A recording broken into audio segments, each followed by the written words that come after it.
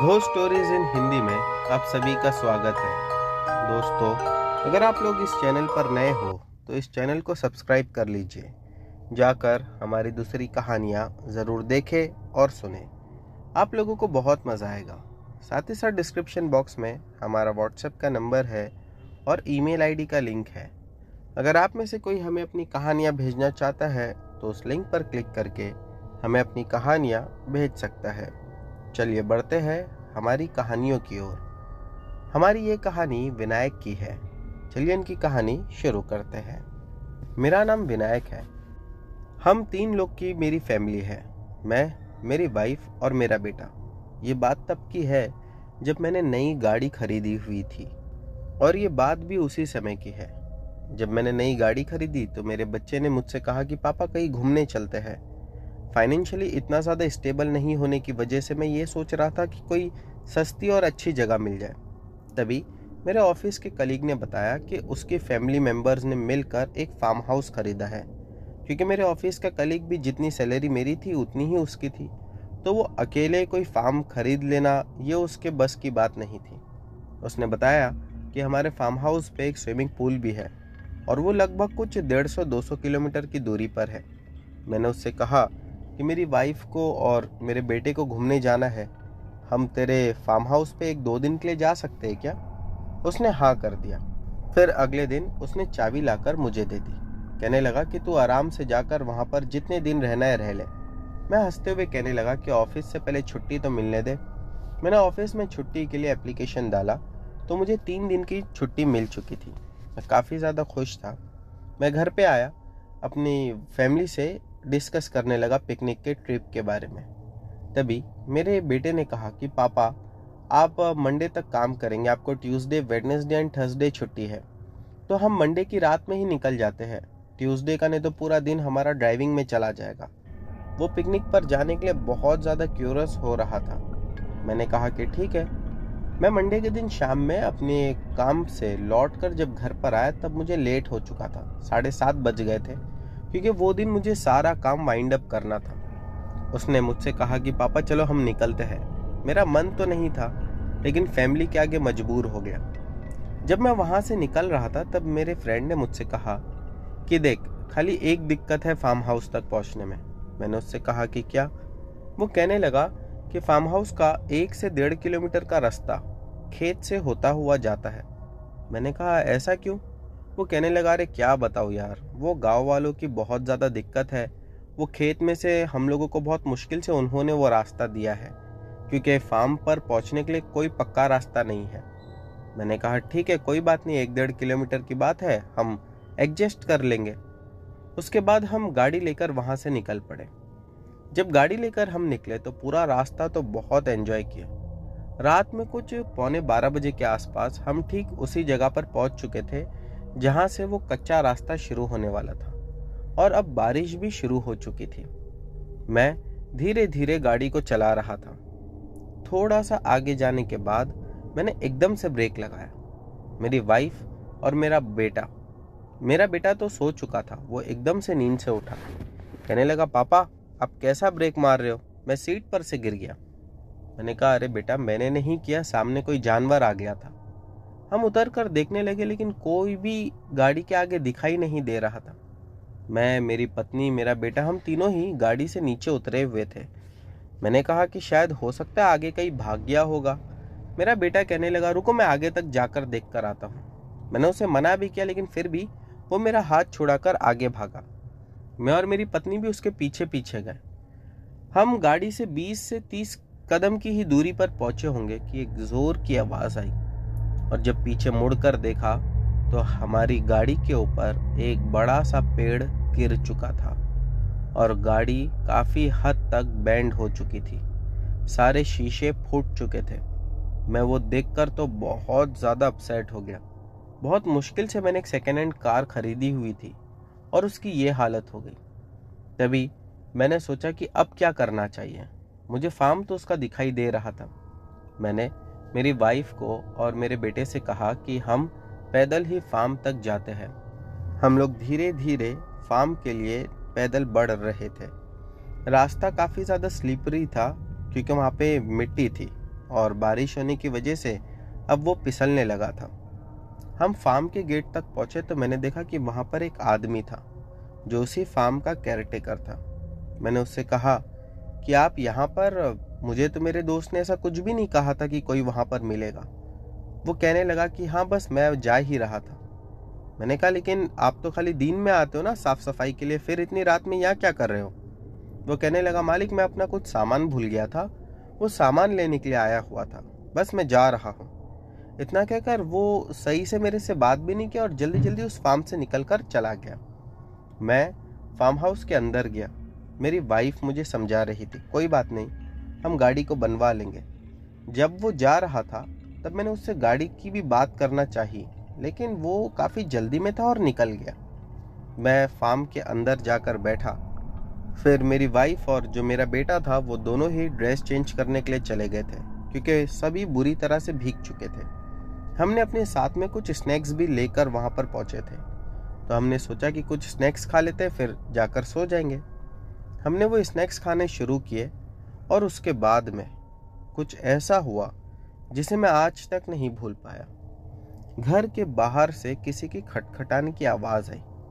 मेरी वाइफ मुझसे कहने लगी कि हो सकता है वही केयरटेकर हो, जाकर देखो कुछ काम होगा, या हो सकता है तुम्हारी गाड़ी को उसने वहां पर खराब देखा होगा तो इसीलिए लौट कर आया है। मैंने जाकर जब दरवाज़ा खोला तो पाया कि बाहर कोई नहीं है। जोरदार बारिश के साथ बिजलियां कड़क रही थी, लेकिन दूर दूर तक कोई दिखाई नहीं दे रहा था।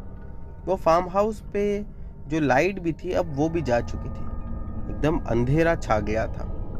मेरी पत्नी और मेरा बेटा जो अभी तक डाइनिंग रूम में बैठकर स्नैक्स खा रहे थे, वो डर की वजह से भागकर मेरे पास आए कि पापा लाइट चले गई। मेरा बेटा काफ़ी डरा हुआ था। मैंने उसे अपने गोद में उठा लिया। मैंने उसे समझाया कि डरने की कोई बात नहीं, यहाँ पर इलेक्ट्रिसिटी की वैसे ही बहुत प्रॉब्लम्स होती है और इतनी ज़्यादा हवाएं चल रही है, बारिश है, शायद इस वजह से लाइट चले गई होगी। फिर मैंने देखा कि थोड़ी दूरी पर फार्म हाउस की जहाँ पर फेंसिंग लगी हुई थी, या उसे बाउंड्री फेंसिंग भी कह सकते हो आप लोग, वहाँ पर मुझे कोई दिखाई दे रहा था। और जो भी था वो पक्का कोई औरत थी, उसके साथ एक छोटा बच्चा भी था। मैंने मेरी पत्नी से कहा कि मुझे वहां पर कोई दिखाई दे रहा है, क्या तुम्हें भी कोई दिखाई दे रहा है? उसने कहा कि हाँ, दो लोग खड़े हुए हैं। बाहर जाने के लिए मेरे पास कुछ सामान नहीं था, यानी कि छाता या रेनकोट नहीं था, तो मैंने वहीं से खड़े होकर चिल्लाया, कौन है वहां, क्या चाहिए? मुझे एक बार को लगा कि शायद हो सकता है उन्हें मदद चाहिए होगी, लेकिन वो लोग वहां से बिल्कुल भी नहीं हिले। मेरी पत्नी ने कहा कि जाने दो, जो कोई भी होगा हमें क्या लेना देना, हम तो इस गांव में किसी को जानते भी नहीं है। आप एक काम कीजिए, घर के अंदर चलिए। हमने दरवाज़ा बंद किया और घर के अंदर आकर हम कैंडल्स ढूंढने लगे। मुझे कैंडल वहां पर मिल गई। मैंने कैंडल जलाई और जितनी भी थी 3-4 उसे घर के कोने में रख दिया कि घर में रोशनी हो। हम फिर सोने जाने लगे तो दोबारा से दरवाजे पर खटखटाने की आवाज़ हुई। मेरी पत्नी मुझसे हाथ पकड़कर कहने लगी कि कोई ज़रूरत नहीं जाकर दरवाज़ा खोलने की, अब जो होगा वो सुबह देखेंगे। लेकिन फिर भी मैंने उसे समझाया। मैंने कहा कि देख, घबराने की कोई बात नहीं, हम जाकर देखते हैं, हमें पता तो चले कि बात क्या है। मैं वहाँ पर जब पहुँचा और दरवाज़ा खोलकर देखा तो इस बार भी बाहर कोई नहीं था। अब मैंने अपनी नज़रें उसी फेंसिंग वाली वॉल की तरफ दौड़ाई, लेकिन वहाँ पर भी मुझे कोई दिखाई नहीं दिया, तो मैंने इसीलिए दरवाज़ा बंद किया। और जैसे ही पीछे मुड़ा था कि मैंने देखा 2 पैरों के निशान दिखाई दे रहे हैं, गीले गीले। एक निशान बड़ा है जिससे ये समझ में आ रहा था कि कोई बड़ा व्यक्ति है, और एक निशान छोटा था। मानो या नहीं मानो, मैं जान चुका था ये वही 2 लोग हैं जो मुझे फेंसिंग के पास दिखाई दे रहे थे, लेकिन अब इनका शरीर नहीं दिखाई दे रहा था, बस सिर्फ गीले पैर के पंजे बिल्कुल साफ दिखाई दे रहे थे और वो कदमों के निशान बढ़ते जा रहे थे। मेरे बेडरूम तक वो निशान जा चुके थे। मैं जल्दी जल्दी भागता हुआ अपने बेडरूम में गया।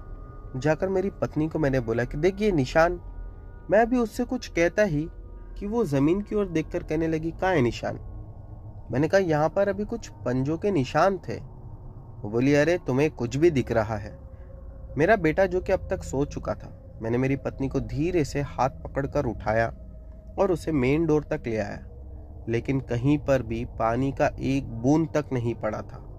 वो मुझसे कहने लगी कि आप बहुत ज़्यादा थके हुए हो, इसी वजह से आपको ये सब बातों का भ्रम हो रहा है। मैंने उसे समझाया भी कि नहीं, ये मेरा भ्रम नहीं है, मैंने सच में यहाँ गीले पैरों के निशान देखा था। अब पता नहीं वो गायब कहाँ हो गए। वो हंसते हुए कहने लगी, गीले पैरों के निशान आपने देखे थे, ठीक है, मैंने आपकी बात को मान लिया। निशान गायब हो सकते हैं, लेकिन पानी इतना जल्दी सूख कैसे सकता है? वो थोड़ा गुस्से में आकर अब कह रही थी। मैंने भी इसलिए उस पर ध्यान नहीं देते हुए उससे कहा कि ठीक है, हम जाकर सोते हैं। हम दोनों ही अपने रूम में जैसे ही पहुंचे तो हमने देखा कि जो मेरा बेटा अभी तक बेड पर सोया हुआ था, वो बेड से 4 इंच हवा में उड़ रहा था। और ये सिर्फ मैंने नहीं, मेरी पत्नी ने भी देखा। वो देखकर हम दोनों की चीख निकल गई। इसके बाद उस कमरे का दरवाज़ा एक जोर की आवाज़ के साथ बंद हो गया। मैं बाहर खड़े होकर बस घबराकर ये सोच रहा था कि अब मुझे करना क्या चाहिए। फिर अगले ही कुछ सेकंड के बाद दरवाज़ा खुला। हम दोनों जब कमरे के अंदर गए तो हमारा बेटा नींद से जगा हुआ था। मुझे देखकर कहने लगा कि आप लोग कहाँ चले गए थे? मैंने कहा, बस बेटा बाहर गए थे, तू ठीक तो है ना? वो कहने लगा, हाँ, मुझे क्या होगा। उसे कुछ पता ही नहीं था और मैं उसे बताना भी नहीं चाहता था। दोस्तों, अगर मेरी गाड़ी उस समय ठीक होती तो मैं उसी समय उस फार्म हाउस को छोड़कर निकल जाता। अब मैं और मेरी पत्नी काफ़ी ज़्यादा डरे हुए थे और मेरे बेटे को हम कुछ बता भी नहीं सकते थे।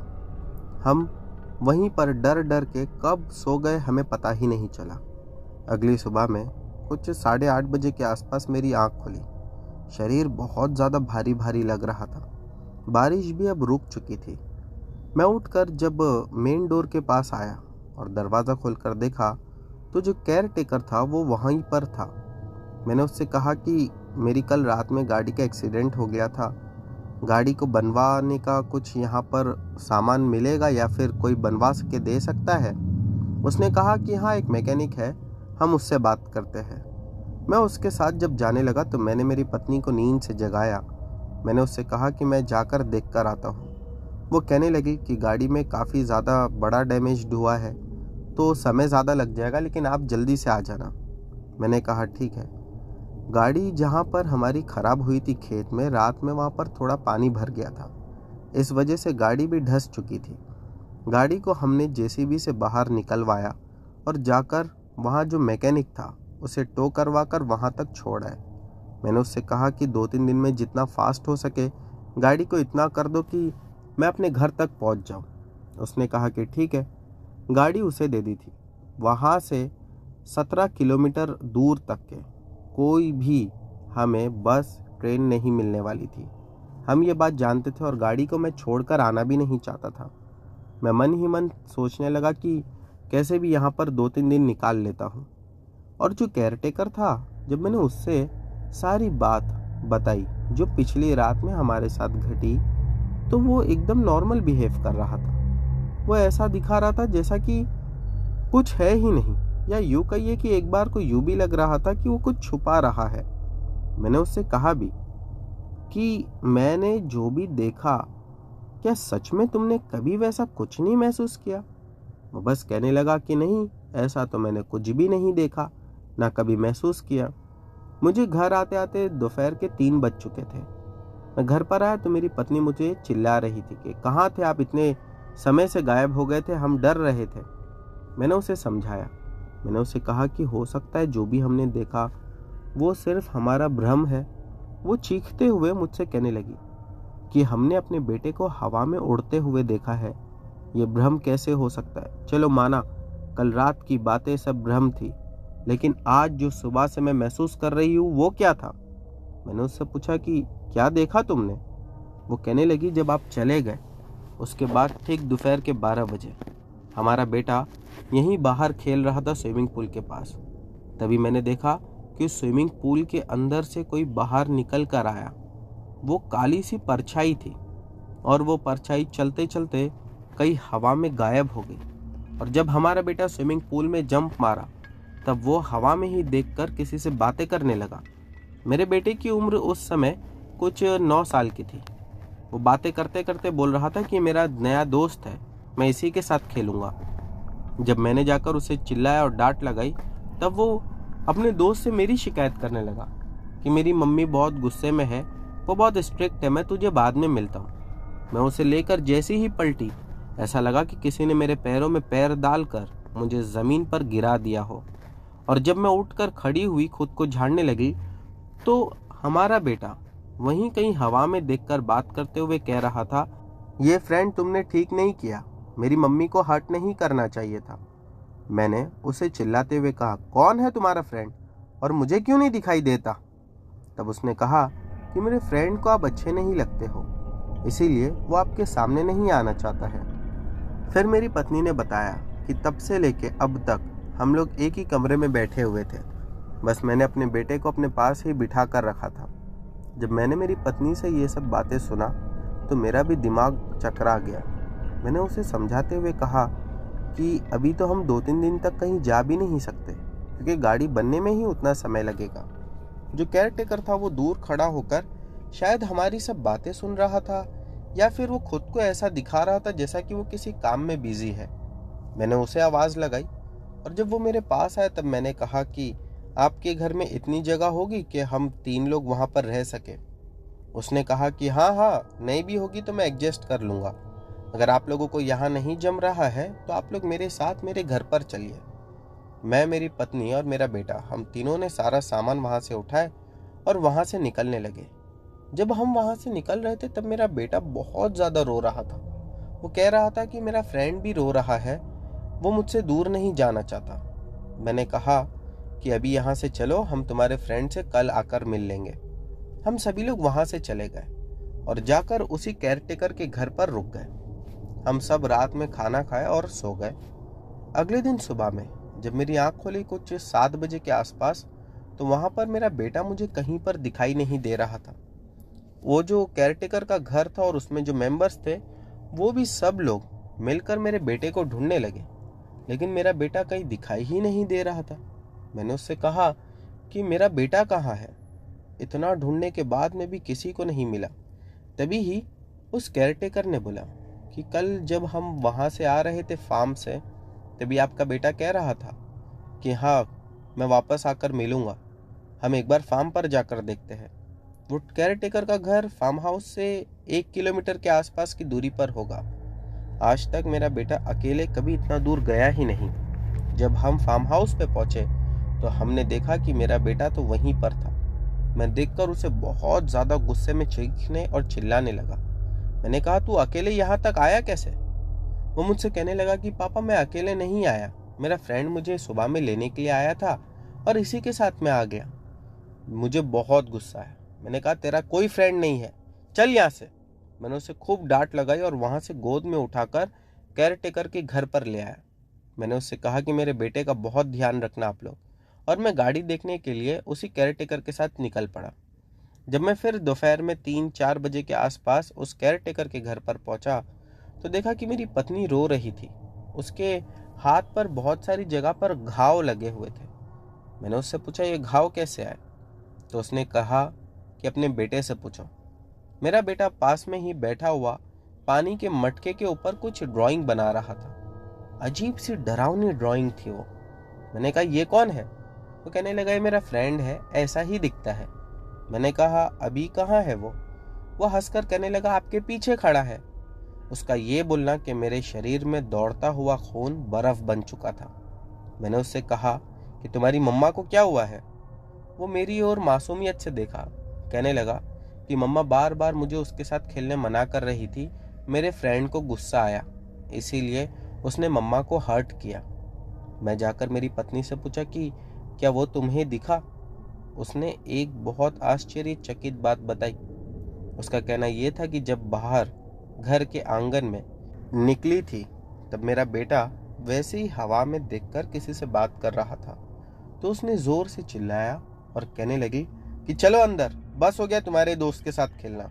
और तभी ही पास में पड़े हुए 3-4 बड़े बड़े पत्थर अचानक से हवा में उड़े और जोर से आकर मुझे लगे। अगर मैं अपना हाथ बीच में नहीं लाती तो मेरे फेस पर जाकर वो सारे पत्थर लगते। और उन्हीं पत्थरों की वजह से ये घाव लग गया मुझे। मैंने मेरे बेटे को दोबारा से डांट लगाई। मैंने कहा, बस हो गई तुम्हारी शरारत, अब हमें कल कैसे भी यहाँ से जाना ही है। और मैंने भी वो मैकेनिक से बात किया था, तो उसने मुझे ऐसा कहा था कि कल शाम तक के कैसे भी मैं आपको गाड़ी दे ही दूंगा। मैं जल्दी जल्दी यही कोशिश कर रहा था कि गाड़ी बन जाए और हम वहाँ से निकल जाए। फिर वो केयरटेकर शाम में मेरे साथ बाहर बैठकर मुझे एक बात बताई। वो कहने लगा कि कुछ साल पहले गांव में एक औरत को और उसके बेटे को जलाकर मार दिया गया था। मैंने कहा, ऐसा क्यों हुआ था? उसने उसके पीछे की बहुत लंबी कहानी बताई। फिर वो कहने लगा कि जब से उन दोनों को जलाकर मार दिया गया, उसके बाद से वो दोनों की आत्मा इस गांव में कई सारे लोगों ने देखी है। उसका ये भी कहना था कि कई लोगों ने तो उस आत्मा से मार खाने का या नुकसान पहुंचाने का खुद को दावा भी किया है। एक आदमी के बारे में उसने ये भी बताया कि गांव का एक आदमी जो उनको जलाने में सबसे आगे था, वो आदमी की भी मौत जलकर हुई, जबकि ना ही तो उसके घर में कोई तेल था और ना ही आग लगने का कोई चांस था, लेकिन वो अकेला ही रहता था। जब सुबह में उसके घर से काफी सारा धुआं उठते हुए लोगों ने देखा, तो लोगों ने जाकर उसकी घर का दरवाजा तोड़ा और पाया कि अंदर वो पूरा जल कर राख खाक हो चुका था।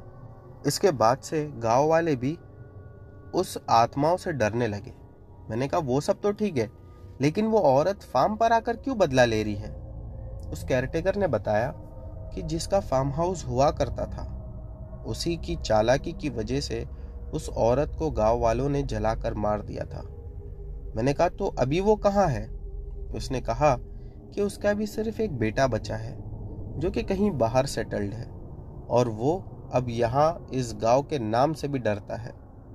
हम लोगों ने उसके बाद वो दिन कैसे निकाले वो हम ही जानते हैं।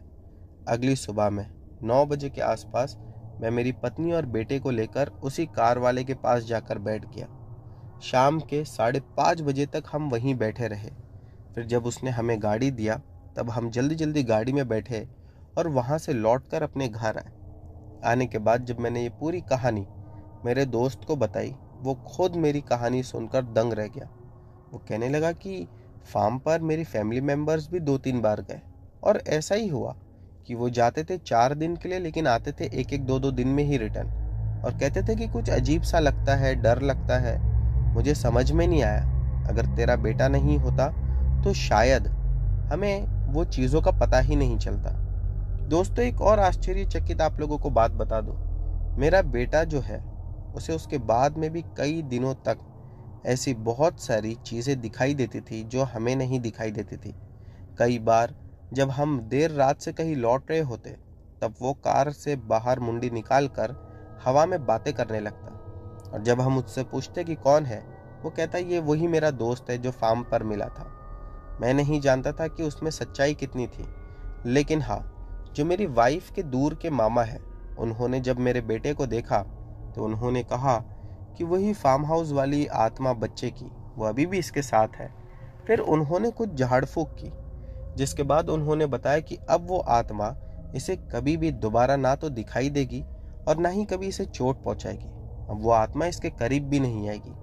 उस दिन के बाद से लेके आज तक मेरे बेटे को कभी भी वो बच्चे की आत्मा दिखाई नहीं दी। तो दोस्तों, ये थी विनायक जी की कहानी। बढ़ते हैं हमारी अगली कहानी की ओर। दोस्तों, हमारी अगली कहानी आशु की है। चलिए इनकी कहानी शुरू करते हैं। मेरा नाम आशु है और मैं नॉर्थ इंडिया का रहने वाला हूँ। ये घटना वैसे तो कई साल पुरानी है। उस समय हम लोग मॉर्निंग में सभी दोस्त लोग मिलकर छुट्टियों में कहीं ना कहीं घूमने जाते थे। मुझे साइकिलिंग का बहुत ज़्यादा शौक था। उस समय मेरी उम्र 19 साल के आसपास की होगी। एक सुबह में 4 बजे के आसपास जब मैं नींद से उठा, तो मैंने सोचा कि इतनी जल्दी तो कोई दोस्त नहीं उठा होगा, क्यों ना मैं अकेला ही साइकिल लेकर कहीं घूम आता हूँ। मैं मॉर्निंग में अपनी साइकिल लिया। ठंडियों का मौसम चल रहा था, तो मैंने अच्छे से कपड़े पहने और उसके बाद साइकिल लेकर निकल पड़ा। जहाँ यानी जिस गांव में मैं रहता हूँ, वहाँ से दूसरे गांव का रास्ता लगभग 2 से 2.5 किलोमीटर का है, और वहाँ पर मेरे बहुत सारे दोस्त भी रहते हैं। दरअसल बात कुछ ऐसी है कि मैं भी पहले उसी गांव में रहता था, लेकिन किसी वजह से हम लोगों को अपना घर उस दूसरे गांव में शिफ्ट करना पड़ा। मैं जब साइकिल चलाते चलाते वहां तक पहुंचा तो मैंने देखा कि मेरा कोई भी दोस्त उस चौराहे पर नहीं है, क्योंकि हम लोग उस समय सभी फ्रेंड्स उस चौराहे पर मिलते थे और उसके बाद वहां से साइकिल लेकर कहीं ना कहीं जाते थे या कई बार पैदल ही निकल जाते थे। उस दिन कोई नहीं था। मैं 10-15 मिनट वेट भी किया उनका, लेकिन मुझे लगा कि मैं ही जल्दी आ गया हूँ, तो अकेले ही मैं साइकिल लेकर आगे बढ़ गया। हमारे दोनों गांव के बीच में जंगल वाला रास्ता पड़ता था। हम अक्सर ही वहां पर ही जाते थे, बहुत अच्छा लगता था। वहां से सनराइज भी दिखता था।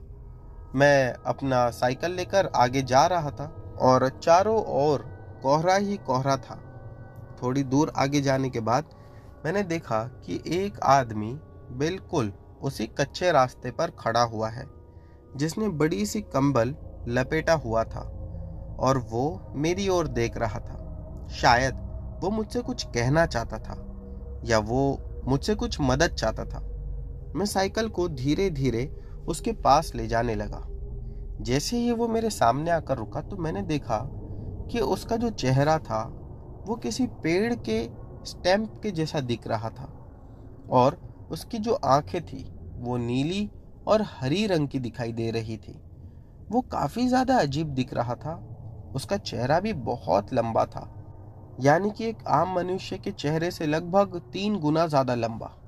उसके हाथ भी काफी लंबे थे और पैर बिल्कुल पतले और लंबे। उसके हाथ इतने लंबे थे कि उसके जो हाथों के नाखून थे वो जमीन पर टच हो रहे थे। मैंने आज से पहले ऐसा कोई मनुष्य कभी नहीं देखा था। मैं उसे देखकर डर के मारे एकदम से वहीं रुक गया और मैं उसे देख ही रहा था कि तभी वो 2 कदम आगे बढ़ा। जब वो आगे बढ़ा तो यूं लगा कि खाली जमीन के उतने से ही हिस्से में जलजला आ गया हो। वो आकर मेरे पास खड़ा हो गया और शायद वो मुझे कुछ इशारा कर रहा था जो मुझे समझ में नहीं आया। मैं तो डर के मारे जल्दी से साइकिल को यू टर्न लिया और वहां से निकलने लगा, लेकिन अब मेरी साइकिल आगे ही नहीं बढ़ रही थी। मैंने साइकिल को जमीन पर फेंका और खुद आगे बढ़ना चाहा, लेकिन ऐसा लग रहा था कि किसी ने मेरे पैरों को भी पकड़ कर रखा है, जो मुझे वहां से बिल्कुल भी हिलने नहीं दे रहा। मैंने खुद को वहां से छुड़ाने की बहुत ज्यादा कोशिश की, फिर भी मैं असफल रहा। उसके बाद उस आदमी ने मेरा एक हाथ पकड़ा और मुझे ऊपर हवा में उठा दिया। एक बात दोस्तों बहुत अजीब ये थी कि वो मुझे हवा में जितना उठा रहा था उसका हाथ भी उतना ही लंबा होते जा रहा था। करीब करीब 5 से 6 फीट जितना लंबा हाथ उसका हो चुका था। मैं अपने आप को उससे छुड़ाने के लिए चीख रहा था, चिल्ला रहा था और सटपटा रहा था, लेकिन वो मुझे छोड़ ही नहीं रहा था।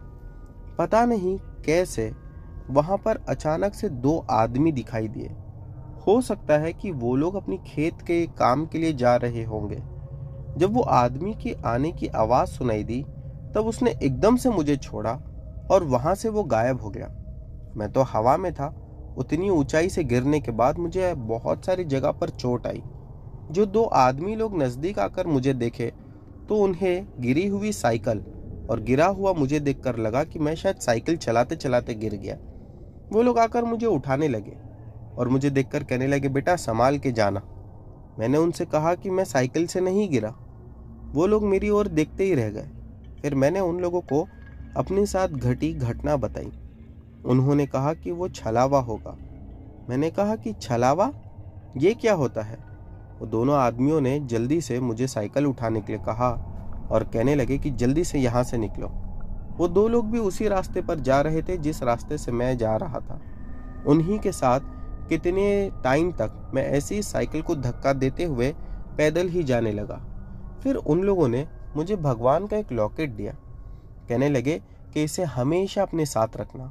अगर कोई छलावा या भूत प्रेत तुम्हारे सामने आ भी जाए तो वो तुम पर हमला नहीं कर सकेगा। मैंने वो लॉकेट लेकर अपने गले में बांध दिया और इसके बाद मैं जिस जगह पर जाने वाला था वहां पर पहुंचकर रुक गया। फिर थोड़ी ही देर में सूरज भी निकल चुका था और जब मैं दोबारा वहां से लौटने के लिए हुआ तब मुझे डर नहीं लगा, क्योंकि अब मेरे साथ भगवान की लॉकेट थी और दिन भी निकल चुका था। मैं उसी चौराहे पर आकर अपने दोस्तों से मिला और उन्हें सारी घटना बताई। कुछ उनमें से यकीन कर लिया और कुछ लोगों ने बात का मजाक उड़ाकर वहीं ख़त्म कर दिया। लेकिन वो दिन के बाद से मैं कभी भी ऐसी आधी रात को या जल्दी सुबह 4 बजे घर से नहीं निकला। उस घटना ने मुझे आज तक डरा कर रखा है। तो दोस्तों, अब बढ़ते हैं हमारी अगली कहानी की ओर। दोस्तों, हमारी जो अगली कहानी है ये एक सच्ची घटना पर आधारित है। चलिए इस कहानी को शुरू करते हैं। ये कहानी मेरे दोस्त के साथ घटी थी। वैसे तो मैं पुणे महाराष्ट्र का रहने वाला हूँ। ये घटना लगभग 5 से 6 महीने पहले की है, जब हम 3 दोस्त एक जगह गए हुए थे। ये जगह हमारे यहाँ से ज़्यादा दूर तो नहीं, मतलब हमारे घर से कुछ ही दूरी पर थी। और जब हम वहाँ पर पहुँचे तो वहाँ पर कंस्ट्रक्शन का कुछ काम चल रहा था। मेरे जो दूसरे दोनों दोस्त थे, जिनका नाम सचिन और रवि था, ये दोनों को ही नशा करने की आदत थी। ये दोनों ही वहाँ पहुँचते साथ मज़ा करना शुरू कर दिए थे। जब इनके पास की ड्रिंक ख़त्म हो गई तो रवि ने कहा, यार सचिन, ड्रिंक तो ख़त्म हो गई है, एक काम करते हैं, हम लोग जाकर ड्रिंक लेकर आते हैं। तभी ही दोनों ने ये प्लान बनाया कि वो लोग पहले से नशे में थे। तो उन लोगों ने मुझसे कहा, मैंने उन लोगों को कहा, यार मैं तुम लोगों के साथ आया हूँ, यही बहुत बड़ी बात है। ये समझो कि ये मेरी मेहरबानी है तुम लोगों पर, क्योंकि मैं ये सब कामों में तुम लोगों की मदद नहीं कर सकता। तो फिर सचिन ने कहा रवि से, रहने दे यार, बस करते हैं। तो रवि ने कहा, नहीं भाई, अभी अगर सोचा है तो फिर ड्रिंक करेंगे ही। सचिन ने कहा, ठीक है, तो चल हम जाते हैं और जाकर लेकर आते हैं। रवि ने कहा कि यार मुझे तो यहीं पे मज़ा आ रहा है, तू जाके आ जा। सचिन ने कहा, मैं अकेले नहीं जाऊंगा, कोई तो मेरे साथ आओ। तो रवि ने कहा कि भाई तू इसके साथ तो जा सकता है ना। हालांकि मुझे तभी भी नहीं जाना था, लेकिन फिर भी क्या करता, मजबूर था, दोस्तों के साथ जाना ही पड़ता है। फिर जब हम वहाँ से निकल रहे थे तो मैंने रवि से कहा, यार तू भी चलना, यहाँ कोई आ जाएगा तुझे लूटने वूटने के लिए, वैसे एकदम शांत जगह है, मेरे हिसाब से तो तेको भी चलना चाहिए। लेकिन रवि नहीं माना और उस जगह पर और भी लोग आते थे ड्रिंक करने के लिए। मैंने फिर मेरे दूसरे दोस्त से कहा कि यार टेंशन की कोई बात नहीं है, लोग तो आते रहते हैं। और फिर मैं और सचिन हम लोग वहाँ से चले गए। लगभग 20-25 मिनट बाद हम वहाँ से लौटे। तो जब हम लौटे तो हमने देखा कि रवि सोया हुआ था। तो मैंने और सचिन ने उसे उठाने की बहुत कोशिश की, मगर रवि उठ ही नहीं रहा था। तो मैंने उसके मुंह पे पानी मार दिया और फिर रवि एकदम झट से उठ गया और पता नहीं उसे क्या हुआ कि वो उठते साथ रोने लगा। हमने उससे कहा, क्या हुआ भाई, तू रो क्यों रहा है, वो भी ऐसे? तो उसने बातें बताई जिस पे हमें विश्वास ही नहीं हो रहा था। उसका कहना था कि जब तुम लोग यहाँ से चले गए तब उसके 2 या 3 मिनट के बाद मुझे कुछ आवाज़ें आना शुरू हो गई, और वो आवाज़ जहाँ से आ रही थी वहाँ मेरे अकेले जाने की हिम्मत ही नहीं हो रही थी। तो मैंने सोचा कि यहीं पर चुपचाप बैठे रहता हूँ, फिर जब तुम लोग आएंगे तब हम सब लोग साथ में जाकर देख लेंगे। और यही सोचकर मैं वहीं, यानी कि जिस जगह पर हम लोगों ने रवि को छोड़ा था, वो उसी जगह बैठा रह गया। फिर उसने सुना कि वो आवाज़ और ज़्यादा ज़ोर ज़ोर से आने लगी। वो आवाज़ें किसी की चिल्लाने की आ रही थी। रवि और ज़्यादा डर गया।